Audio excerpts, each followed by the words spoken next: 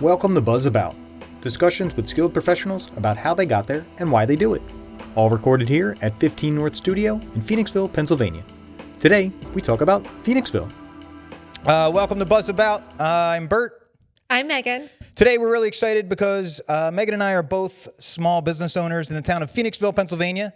So we're super excited to have Jessica Capistrant, who is the president of the Chamber of Commerce here in Phoenixville. Jess, how's it going? It's going great. Thanks for having me today. Right on. Great. Thanks for being here. So as far as just to break it down, what is a Chamber of Commerce and what does that provide like a town? Absolutely. Thanks for that. So chambers of commerce they can mean different things to different people, but generally speaking, they exist as not-for-profit organizations within communities to provide connection for businesses and connection between the businesses and the community at large. It also includes things like networking events, business education. It includes advocacy. All chambers should advocate for members. And there's sort of a lot in the middle there as it relates to events and, the chamber being a good steward in the community as well for members to be well represented. Great. How many members in Phoenixville? Do you know offhand? We have about 350 active members at this time, and that's listed. So there's about 2,000, 2,500 people a year that interact with our chamber through events predominantly. Wow, that's cool. And as for your involvement in the Chamber of Commerce, how long have you been a part of this? So I'm working into my 15th year as being on the staff of the chamber. I started when I was 23 years old, and my role there was really in the office for a couple of months. And then I was asked to come into a position more as like a director. And we have always had a relatively small staff. We're a regional chamber of commerce. There are many chambers of commerce actually that surround us in Chester and Montgomery counties. We're very rich with other organizations that do similar work to us. And so at 23, there is no college for chambering. The best thing we have for that is a program called Institute, which I did complete a couple of years ago through the U.S. Chamber. But ultimately, everybody who works for a chamber does have some insane background story as to how they got there. There's very few traditional, in my experience anyway, folks who went and got a business degree and decided they were going to work for a chamber of commerce. So there goes my next question. Yeah. Yeah. So the role for me has grown. The chamber's roles within the staff have grown, but we've always had a pretty significant staff over the last at least 50 to 60 years. Our organization is over 95 years old and was started by volunteers, which was very common at the time. So we are both small business owners here locally in Phoenixville.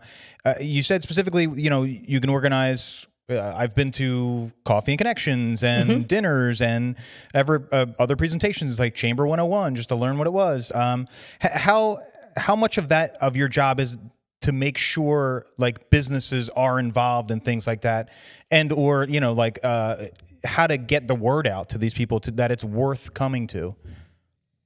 It's absolutely critical because engagement in organizations like ours is really what helps to make it special. The people really are what make it special and unique at that time.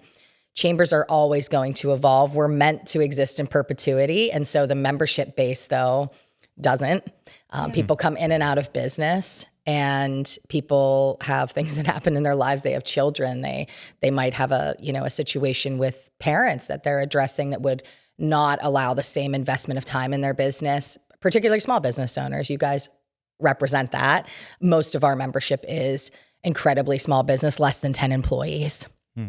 And so it's really important to have that engagement because the connection between businesses is really where the magic happens. So there's shared learning experiences. There's the ability to just connect with each other. And if you're going through some of the same challenges, idea share.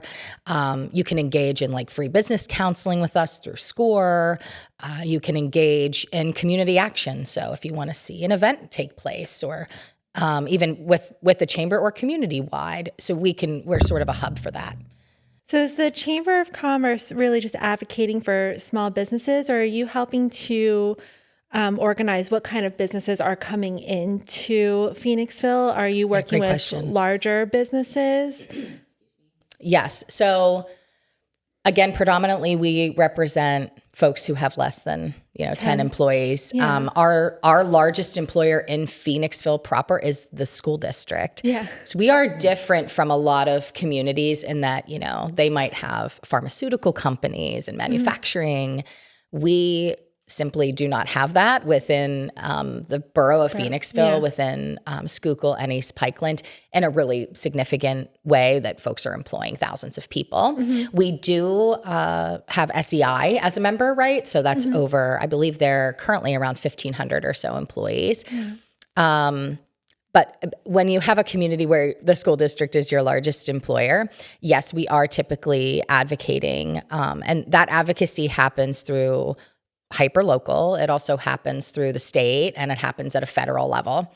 So our role is to have connections at all of those places, and those can be stronger at different times than others based on who's elected, put frankly. But we do always work to have connections within those spaces. That was leading into my next curiosity was elected locally, elected federally, elected government wise. Does it all affect, does the Chamber of Commerce, is that affected by, how is that affected by government policies or federal or state policies? When businesses are affected, we are affected.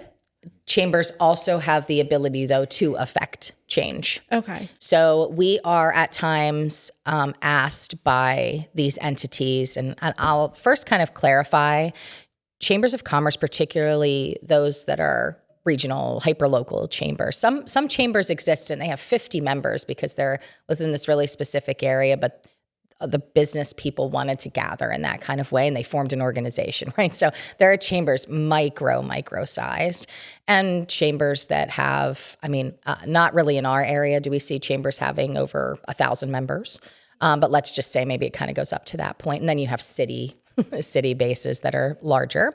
But we are all independent of one another. We are all independent of the state, and we are all independent of the federal government. As a chamber, you can choose to be a member of associations and chambers of commerce or societies. We choose to be a member of the Pennsylvania Chamber, and we choose to be a member of the U.S. Chamber. Each of those cost us just a few $100s per year. And the reason for that is because they then have advocacy efforts as well. And I can keep my ear to the ground to them, or I can ask them, simple questions. Hey, if these are some challenges our members are having, and we want you to know that. And so it's part of their larger scale efforts, right? So we have to do that here in town. We need to do it at the state level. We need to do it at the federal level. We have the ability then to basically sign on to like coalition letters to indicate a larger impact. So, for example, there have been advocacy efforts surrounding childcare, education, tax credits, all those sorts of things. There was a really significant piece of legislation maybe 10 years ago in the transportation department, and a lot of people may have not paid attention to that because they're just not thinking about how it would affect them. But it was a pretty immediate and significant increase to gas prices. Gas prices then immediately impact people who are shipping anything, right? So there's like these trickle downs. We've got to stay focused on, try to get through reading that legislation. Most local chambers do not have a government affairs person on staff. That's kind of citywide, statewide. Does Phoenixville? No. Okay. Not a Sorry, government go affairs ahead. specific person yet. No. question. And so that sort of falls to me to initially browse, and then we are actually in a position where I have sought counsel from the U.S. Chamber and actually will be engaging the Pennsylvania Chamber to help us reestablish a government affairs committee, just because things are happening so fast all the time, particularly under this federal administration, which impacts state funding, which impacts us. Sure. So I do feel strongly that there is a lot of common sense within our state at this time, and in my experience in talking with elected officials, at least open to having a conversation. There are times that people are not. It's very important to keep the conversation open. Yes. Yeah, please. Yeah. Well, next question. What don't you do? No, I'm kidding. So, let's talk about, so you're talking about the state level, the federal level, and all this stuff. Like, why why do you believe that Phoenixville is so special? Oh my gosh, the people in Phoenixville make Phoenixville special. They Right, always yeah. have, and that's the future of our community too. Any entities like ours or like the Rotary clubs and the Kiwanis and all those groups that exist within communities, it's really the people that are a part of them at that time. Sure. And I think that Phoenixville has had the fortune of also having, some decent leadership over different times, having opportunities come about because there were people thinking very concertedly about the challenges Phoenixville was having. Sure. So I think I'm going to assume, just because we get this question a ton, one thing that you guys are probably thinking about is like the renaissance of town, right? Yeah. How did Phoenixville kind of come back? The stories I've heard, are negative. It's been incredible. Yeah. Well, I mean, I've From been the in past. Phoenix From the past, From the I mean, From the yeah. past. So I've lived in Phoenixville nearly my entire life. I moved from Virginia with my parents when I was 4 years old, and I've been in didn't know that. Phoenixville since. So Wow. 33 years Yeah. we've Wow. been here. So I've seen Phoenixville change drastically Yes. over the last 33 years. And the Phoenixville that's happening right now is vibrant and loving and Totally. giving. And it's a fun place to be, and a place that I'm very proud and happy to live and raise my family. Happy to have kids here. But 15 years ago, I had no desire to stay in Phoenixville. True, yeah. Sure. I've heard stories, yeah. Yeah, there was a time where people were going away to school and not coming back. Yeah, I was going to say maybe even longer than 15 years. I'd like to think Yeah. it was 15 years, but it's probably like 20 years. Yeah, I think, point. 20 years ago, it sounds like we're a similar age. Yeah. 20 years ago, we were leaving high school, right? And I'm actually not from Phoenixville, to clarify. Yeah. We did not go to high school together. But I was like, did you go to high school together? I am from an area that is economically depressed. And so there was no opportunity for me to go back home, quote unquote. It is a goal of so many people that folks from Phoenixville get to come back home. Yeah. As with any growth, though, obviously, it has to be said that there are inherent challenges.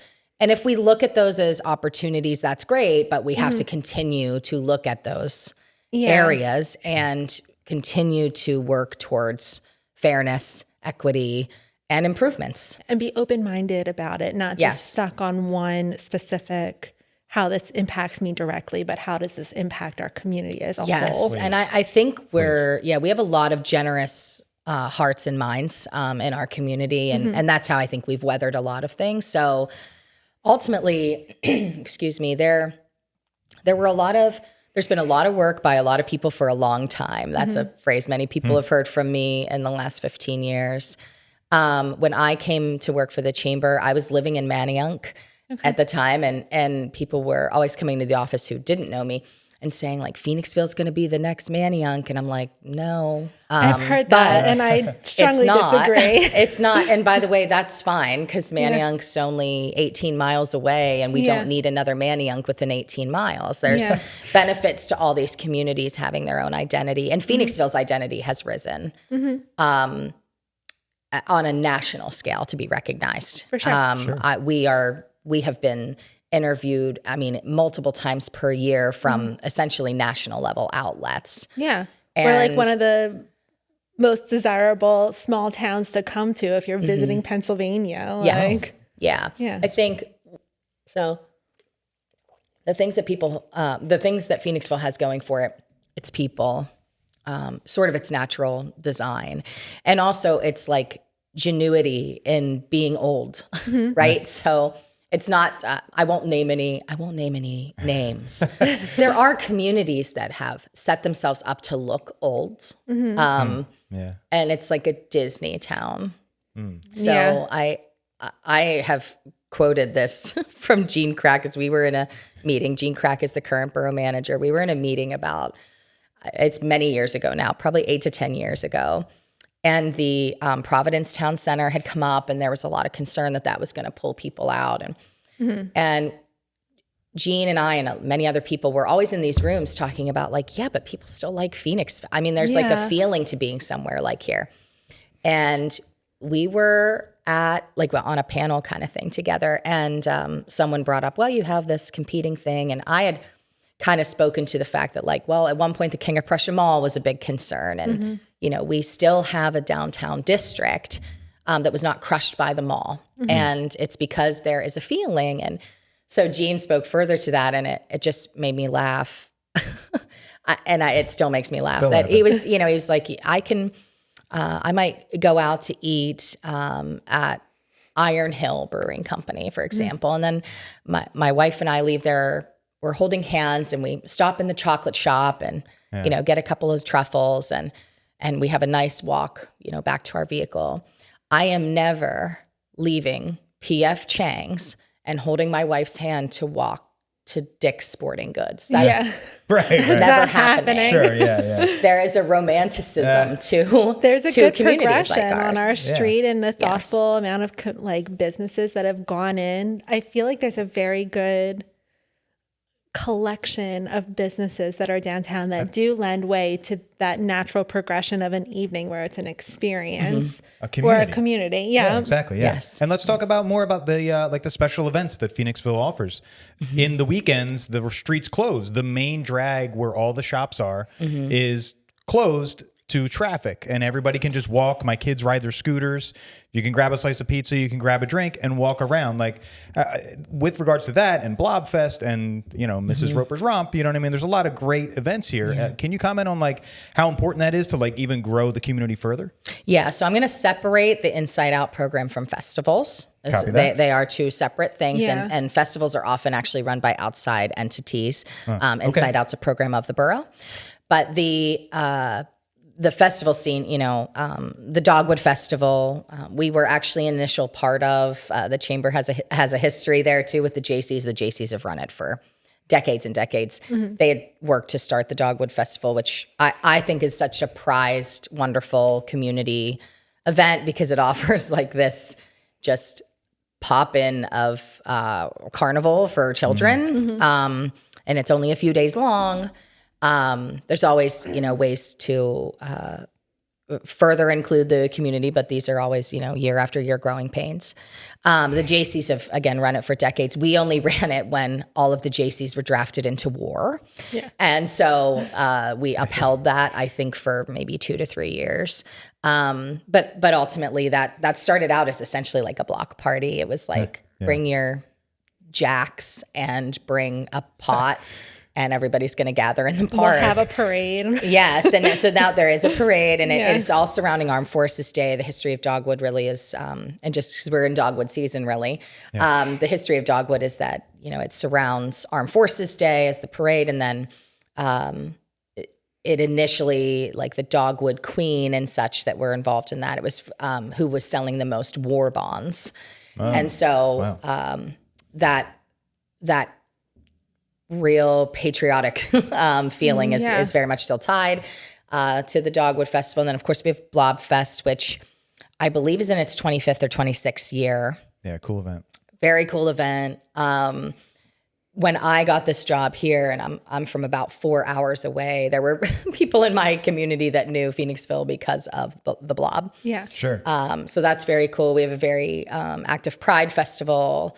We you know, experience a number of other events. First Friday is an event. There's a sweet tree lighting that happens at the beginning of December, on the first Friday of December each year. So those sorts of, you know, really community-based events, but they do bring visitors, and that's really important. Yeah, absolutely. The Inside Out program, you know, this is where I'll soapbox a bit. I do think that the Inside Out program, I know started, and the Chamber was an advocate for it because the restaurants were at 25% capacity. We all knew we needed to do something. The municipality, Borough of Phoenixville, incredibly cooperative, championed getting that done. And we were one of the only communities in the state to execute that by June. So that was, excuse me, really important.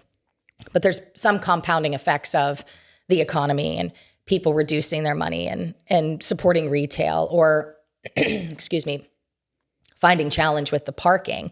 Yeah. There's always going to be two schools of thought on parking. But if you have a real hard time coming into town and finding a spot to go to the retail store, for retailers, that creates a challenge. Sure. And so I will soapbox a bit and say, and Bert, you were with us the other night at Cafe Con Leche. I mean, Bridge Street is meant to be walked and enjoyed. The walkability of town's really important. Yeah.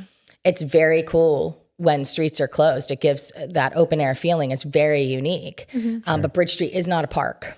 Yes. And it is a shopping and dining district.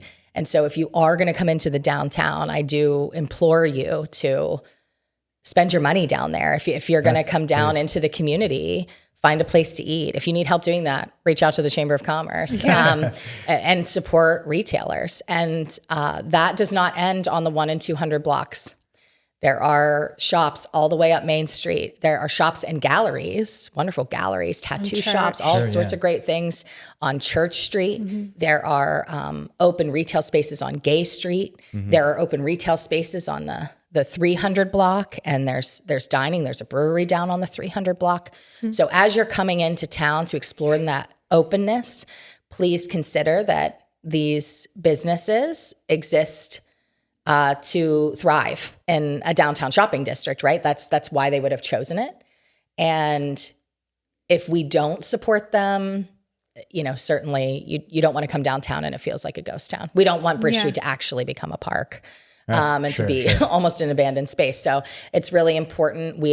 Everybody knows the economic squeezes that folks are in, but it's really important during Inside Out. Great, but take that opportunity to find something special, try something new. We really encourage that. It's important. Do you think Inside Out will ever expand to? So I saw for the first Friday. I'm stoked about it. Was Church Street, part of Church Street was included in the Main Street. Oh, Main Street. The Main Street closure. I'm sorry, not Church Street. Right? Main, yes, my fault.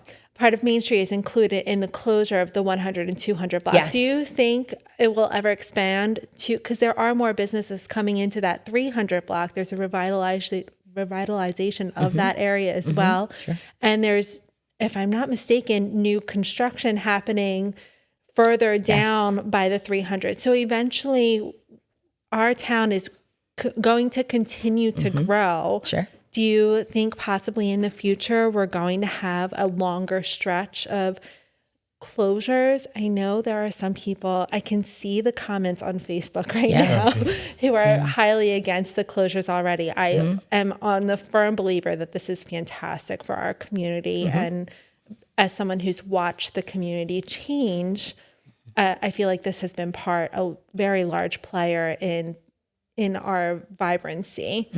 So do you think maybe like as our streets and businesses continue to expand down into that 300 block, do you think that would be something that's brought up to discussion as continuing kind of a few boring things I have to bring up about why that may or may not happen.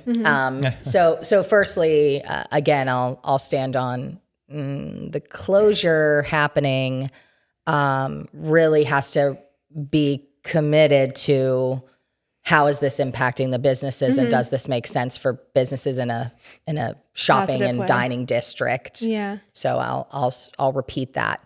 The closure of Main Street. So a lot of upsetness actually surrounding the closure of Main Street. Main Street businesses were consulted by the borough and they were interested in that being closed because it helps to bring people up there. A couple reasons why this happened though, I'll explain. So we have so many kids and families that attend First Friday. Yeah. The Main and Bridge Street parking lot was used to have a stage and it had a number of vendors in it that are all art-based. By the way, the intention of the vending for First Friday is art and culture. Some folks don't know that. So that is the intention of it. We had developed a kid zone. So First Friday is a program that the borough and the chamber both touch. The borough has a really heavy lift in it. Because of all of the moving parts of it. And they also book the vendors. Certainly, we both kind of help to recruit sponsors, that sort of thing. But the kids zone that had been established it's just not the right space for it. Yeah. So the concept is that in the Main and Bridge Street parking lot, because it's closed anyway, that'll be the kids zone.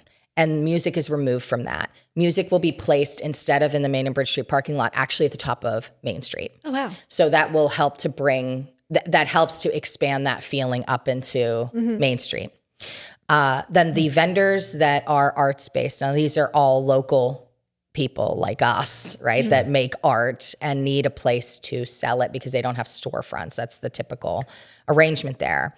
And so there are a few spaces along Bridge Street, and there are some folks who are actually friends with some of the business owners on the 1 and 200 block of Bridge Street, that they will actually be placed there instead. So as you're shopping with them, our hope is, of course, you're shopping with those who pay rent all year. And as you're shopping with the people who pay rent all year, you will also get to see vendors that you may not have seen if you weren't going in through there.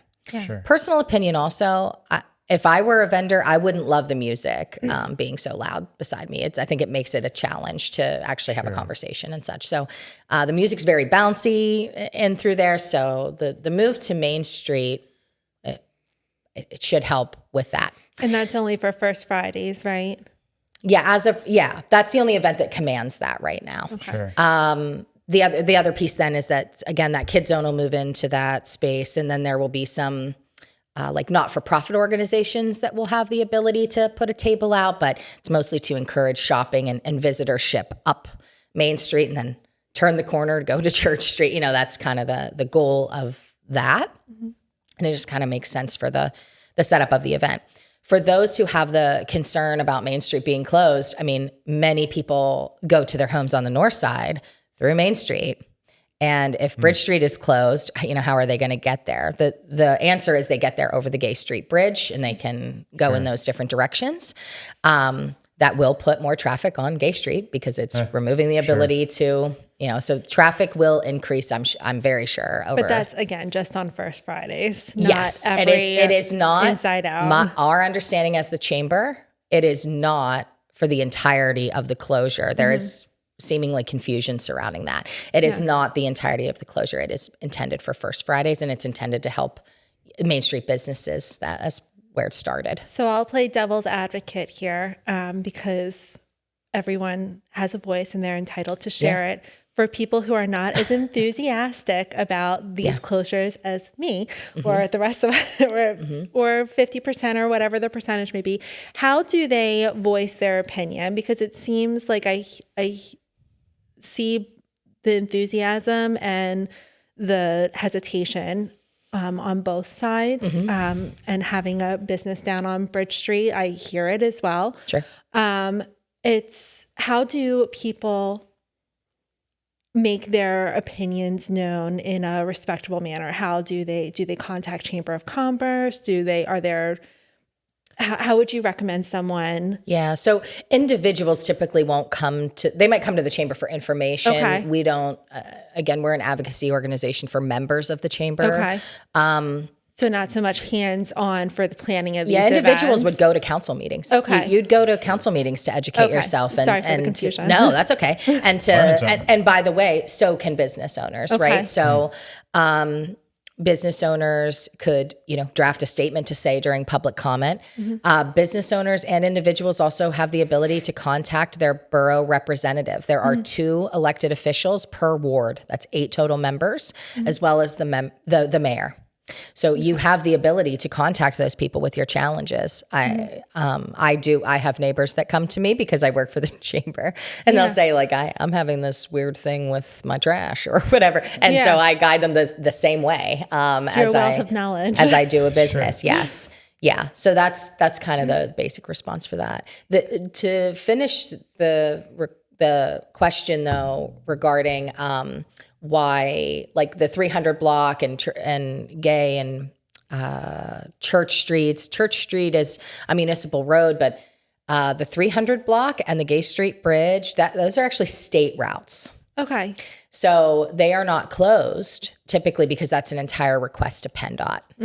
And a PennDOT approval process. I did not know that. PennDOT, I get this would be a better question for somebody at the municipality, which for us is Phoenixville Borough in this instance. Sure. But I can't imagine a world where PennDOT would close that every weekend. Yeah. Right. It's the 1 and 200 block Main Street, those are most affected by closures because they actually have the flexibility to make that choice. Now, that does go through council as an approval process. The staff can't just choose to do it. But Sure. And you spoke about these great events and everything that's happening downtown and some growth with regards to future businesses on the main street here in Phoenixville. Not to be confused, the main street is Bridge Street, and there is another main street. And there is a main street. Yeah, yes. there is a main street, and they all intersect.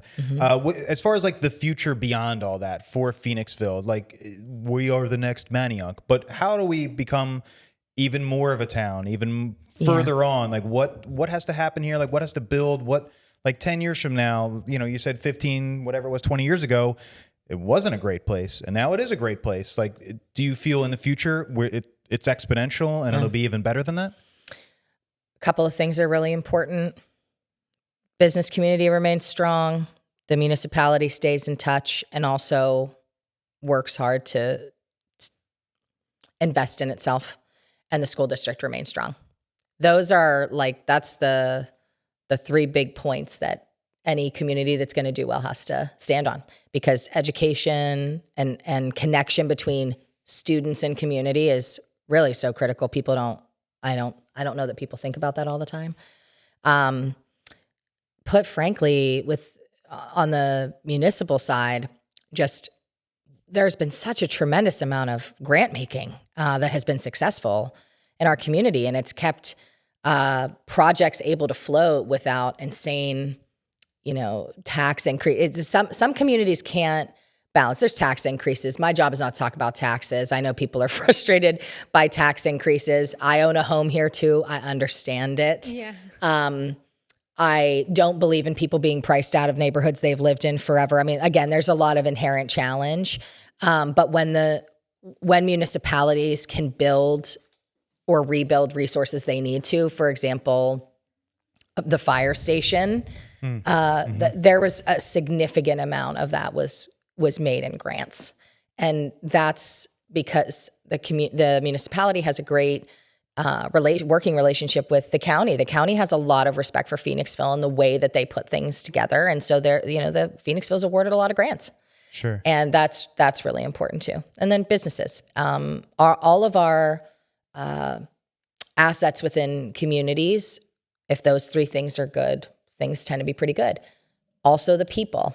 This was a community built on blue-collar workers, blue-collar mentality, neighbors helping neighbors. I do fear we drift from that. I think there's times we kind of come back. We can't drift too far from that, though. Sure. So with regard, this is a lot, you gave a lot of fantastic information for things that have to happen or requirements for there to be a better future. Like personally, and somebody who's been a part of the community for a long time and an active member of that community, what are your hopes for that? Like, what do you hope happens here if all of those things line up? Like, where are we? What is Phoenixville if all of those things line up? I think it's just incredibly important that Phoenixville remains open-hearted and civic, because that openness and that civic-mindedness just leads to generosity in people.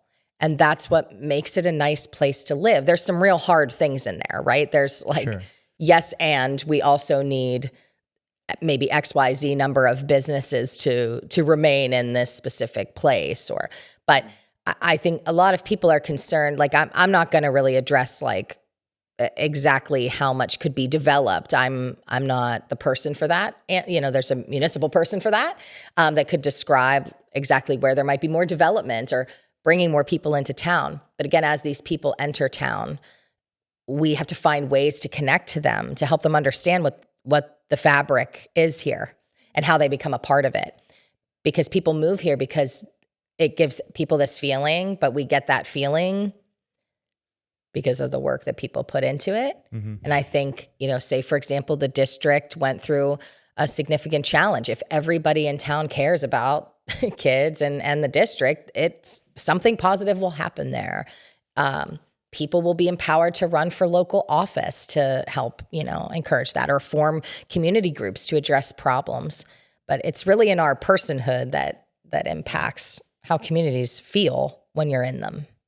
So you work with small businesses primarily. If a small business wants to become more active with the Chamber of Commerce, how do they go about doing that? Yeah. So the first thing is check out an event. That's what we always encourage. So the Chamber has on average, we're going to host something like 90 or 100 events this year. There's a lot of things to come out to. Oh.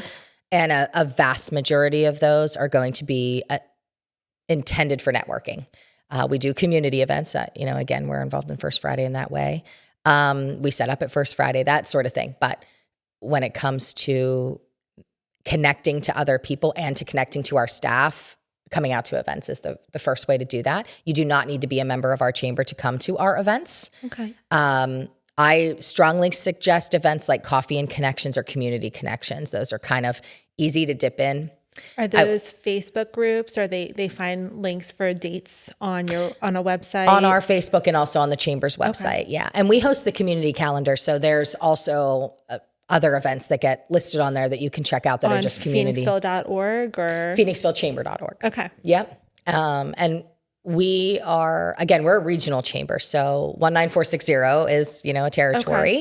Okay. But we also represent Valley Forge and Oaks. We touch and share members all the way out through Exton into Chester County, and then PV Chamber and Springford Chamber in Montgomery County. We share members as well and space with.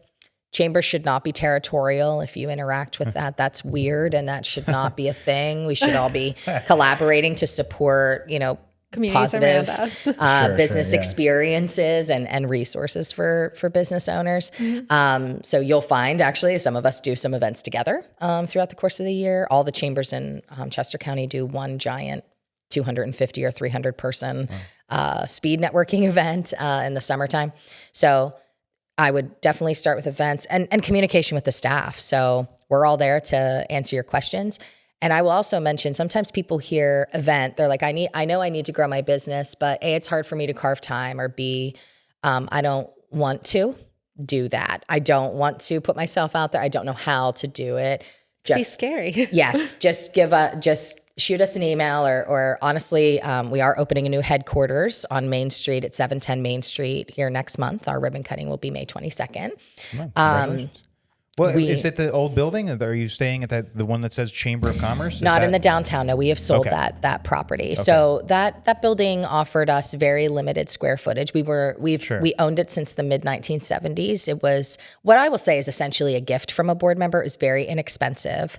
The chamber was able to fundraise. I think they purchased the building for about $25,000. And is that what it's being sold for now? Because no, we're about to move. Yeah. We'll move in there. We sold that property. We purchased 710 Main Street in February of 24, and we sold the Chamber 171 Bridge former office in March of 24. It was very quick. But we had a significant amount of rehab that needed to happen at 710 to turn it into a Chamber of Commerce office.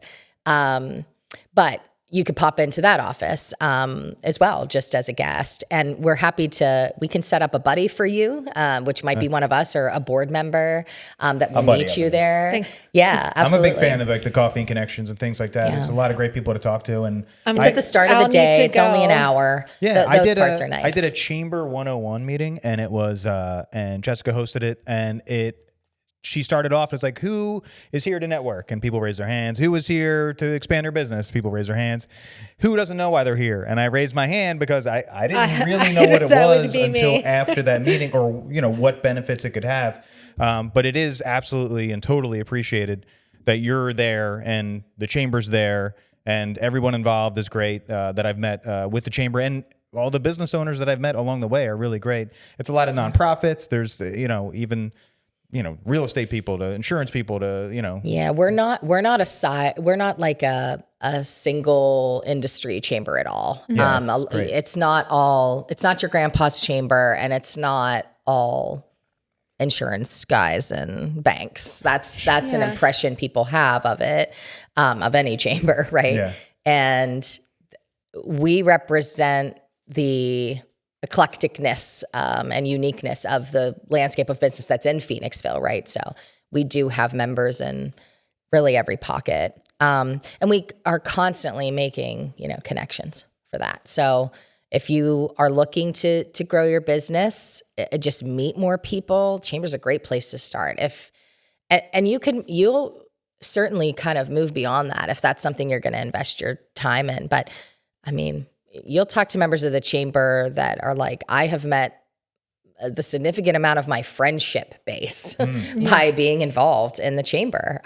Or, I really always wanted to like do a community event or impact something like that. And I would have never been able to do that unless I was part of the chamber, because that's something they're already doing. Yeah. But yeah, we want people to feel welcome all the time. And chambers create a sense of belonging, and belonging is really important. And we do that.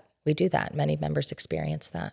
I love that. So it's a great way to like help get involved with the community, not just as a business owner, but like if you're just a regular patron of Phoenixville, like you want to know how you want to help continue to keep Phoenixville as awesome as it is. Yes, and to have your pulse on it, right? Yeah. So we have people who retire out of businesses that were members and they join on their own, kind of like friends of the chamber, retired people, individuals are members of that. You can pay a membership just as a person. You are not required to be a business. And some folks, they'll come out to stuff and say, I just really wanted to get involved in a nonprofit. And so we'll start working through that with them. And I can think of one instance where we weren't finding a lot aligned with what the chamber itself had operationally to do and volunteer for. But I connected them to something else, and now they're a very loyal volunteer to that organization, which is great. And they attribute that connection from the chamber. The chamber is honestly everywhere. We have advocated for businesses that you see right now on Bridge Street to get open, that were having challenges getting liquor licenses or their food license through the county that would not have opened or wouldn't have opened in the timelines they did without the chamber making phone calls. There are people that are connected. They've partnered on certain businesses or formed businesses together because they met with us, right? And so the chamber's really everywhere. There's so many stories. It's endless. I love it. Yeah. For more information about the Phoenixville Chamber of Commerce, you could visit phoenixvillechamber.org. Jessica, it was a pleasure. Thank you so much for coming by. Yeah, thank you guys for the opportunity. you. It was good to see you both. Thank you. Thanks. Thank you very much for tuning in. Please subscribe on all platforms for future episodes. If you'd like your podcast recorded or need a space for filming, please visit 15northvideo.com for more information.